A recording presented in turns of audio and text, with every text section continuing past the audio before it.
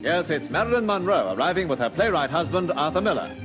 Flashbulbs were popping from every angle, but Marilyn had nothing to say for the microphone. By 1956, Miller had married Marilyn Monroe, although he had met her years before during one of his fruitless trips to Hollywood. Leaving California after their first meeting, Miller wrote, "I knew I must flee or walk into a doom beyond all knowing. With all her radiance, she was surrounded by a darkness that perplexed me." Although it took several years before the two of them were finally together, it was always, for many outside observers, a relationship that remained a mystery. Didn't it seem unlikely to you, that sort of, that partnership, a partnership with Marilyn? Did it seem not unlikely, or did you just fall in love? No, it didn't. It seemed there was an unlikely quality to it, sure, from a cultural point of view, if you want to call it that, but in a way, we were both trying to do the same thing, which was I was desperately trying all my life to unify experience and myself in that experience. I tried to do it, as I mentioned earlier, in Salesman. There would be one figure, a unified figure with society, psychology, everything in one basket. Likewise, oneself, I thought there should be a unity in yourself. And the very inappropriateness of our being together was, to me, the sign that it was appropriate, that we were two parts, however remote, of this society, of this life. One was sensuous and life-loving, it seemed, while in the center of it there was a darkness and a tragedy that I didn't know the dimensions of at that time. And the same thing was true of me. So it wasn't that crazy. And then at a certain point, you decided, well, you fell in love, basically. Yes.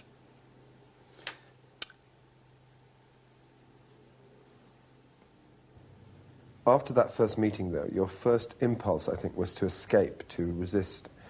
You've written in the book, "Flying homeward, her scent still on my hands, I knew my innocence was technical merely, and the fact blackened my heart. But along with it came the certainty that I could, after all, lose myself in sensuality." In other words, you'd fallen head over heels in love, and... That's right. But at the beginning, why do you think she needed you? What drew her to you, do you think? First of all, I took her at her own evaluation, which very few people did. I thought she was a very serious girl way back, and that she was struggling, I thought, because she generally was thought of as being a rather lightheaded, if not silly, human being. That's because I loved her, so I took that attitude toward her, and so the best of her, she thought, was in my eye. Therefore, the hope she had was with me for that time in her life. Many people patronized her. One feels even now, today, that she's still patronized. Yeah, she's a walking, she's some kind of a dancing bear, or that she shouldn't be able, for example, to have any interest in anything but sex, showing off, or saying dopey things to the newspapers. But you, perhaps more than anyone, were close to her during that period. Can you describe what you refer to as the inevitability of her tragedy? Why did she have to struggle, do you think, in the way that she did? Basically, her struggle was a psychological struggle against abandonment, against abuse. In our terms today, she would have been thought of as an abused child. Now, the psychological damage that creates is very well known. And she struggled in a lifetime and lost against that damage. That's fundamentally what it was. Her mother condemned her. Her mother was mentally ill and tried to destroy her at one point. And it was also a question of a surrounding fundamentalist religion, which condemned exactly what she was doing, namely acting, being in show business. So that there was a stain of the illicit and the condemnation always there at the same time. She was in rebellion when she acted, and she expected punishment as a result of it, somewhere in that psyche. There's a number of forces that were working for it, but some of them were particular to her, but it's by no means an unheard of type. The great thing about her, to me, was that the struggle was valiant. She was a very courageous human being, and she didn't give up, really, I guess, till the end. The screenplay of The Misfits, based on Miller's own short story about 3 small-time horse traders in the Nevada desert, was motivated by his desire to write a film that would enhance Marilyn's opportunities as a performer. But by the time that John Huston came to direct the film in 1962, Miller's relationship with Monroe had broken down irretrievably, despite those occasional moments during shooting when they still appeared to be a couple. The circumstances of making that were difficult because that was just your last period. It was, Marilyn was ill physically. She was distraught psychologically. Everything was coming to a crisis. At the same time, she was having to do the first dramatic role she'd ever tried to do. She was also in a crisis, really, with her, the way she was being managed by Paula Strasberg. That, too, was, everything was coming together in an explosion.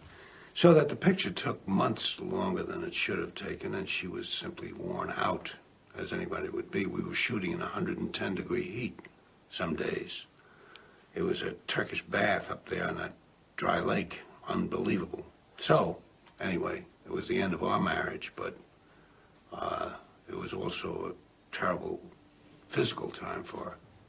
It was precisely at that time, at this very difficult time, that you met Inga Morath, who has become your wife and who you've lived with ever since. You met her on the set of The Misfits, didn't you, at that very moment? She was one of several photographers from Magnum Photos, which is a cooperative photographic agency in New York, who came out with Cartier-Bresson to photograph The Misfits. At that time, however, I had no time for her.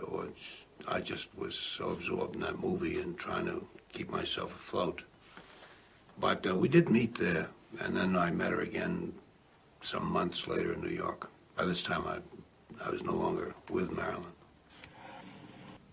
It gradually began to occur to me, well, that's one dilemma, but what about supposing he had tried to save her, and supposing he'd saved her?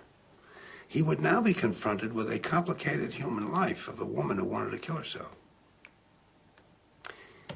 What is his responsibility then? How does he relate to that responsibility? Was now he really has taken on the role of the man who saved her.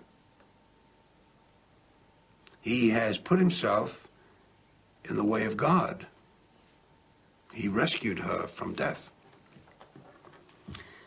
And after the fall is involved with that, gradually, slowly, that idea, which I extrapolated into the whole Nazi experience, because in the interval, I went through Germany for months with Inga, and in those days, you could still walk among the concentration camps. They hadn't been cleaned up so as they have been now. And the whole question of one's relationship to the destroyed, to the people who finally get it in the face, was also in that play. And it was after the fall, the play was an attempt to arrive at a real relationship with self-destruction. There were some people who thought that the play had rather unscrupulously traded on Marilyn's suicide.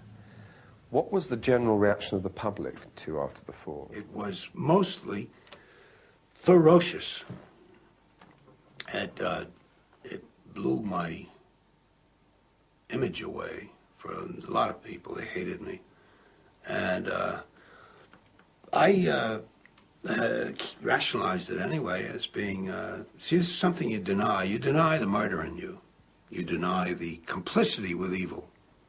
That's why evil goes on. If we didn't deny, if we ceased to deny it and saw our own culpability, maybe it wouldn't be as prevalent.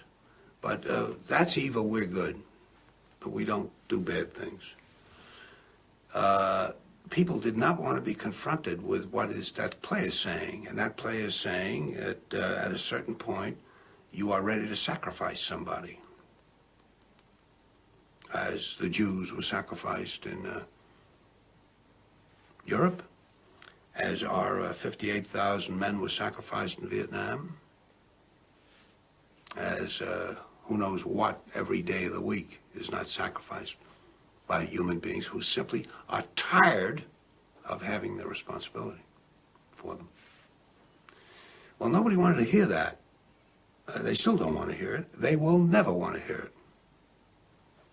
That's why the Bible goes on forever, because that's what the Bible is telling you, if one only knew that we're all connected. Suffering is a mistake, or a sign of weakness, or a sign even of illness, when in fact, possibly the greatest truths we know have come out of people's suffering. That the problem is not to undo suffering or to wipe it off the face of the earth, but to make it inform our lives, instead of trying to cure ourselves of it constantly and avoid it, and avoid anything but that lobotomized sense of what they call happiness. There's too much of an attempt, it seems to me, to think in terms of controlling man rather than freeing him, of defining him rather than letting him go.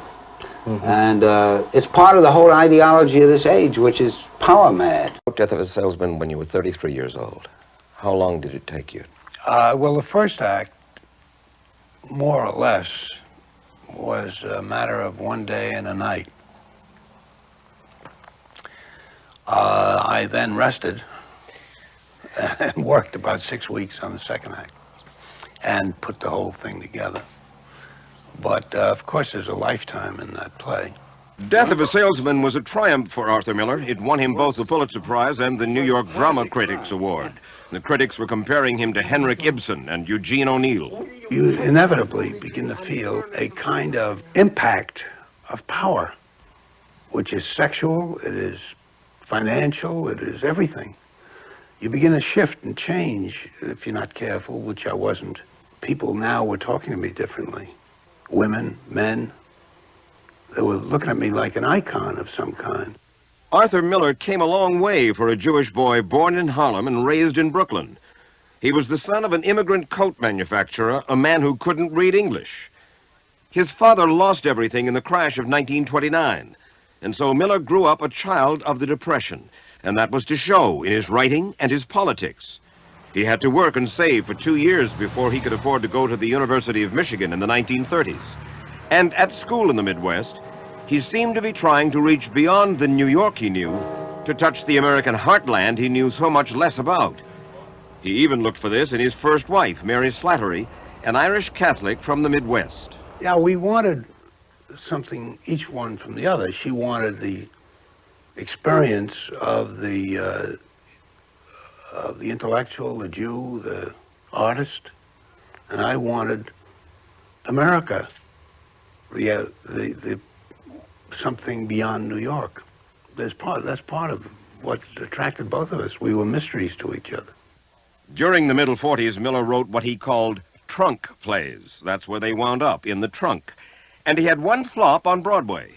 Discouraged, he gave himself one last chance at playwriting and wrote All My Sons in 1947. It was a breakthrough for him, a success. But nothing prepared him for the success of Death of a Salesman and the impact it would have on his personal life and his marriage.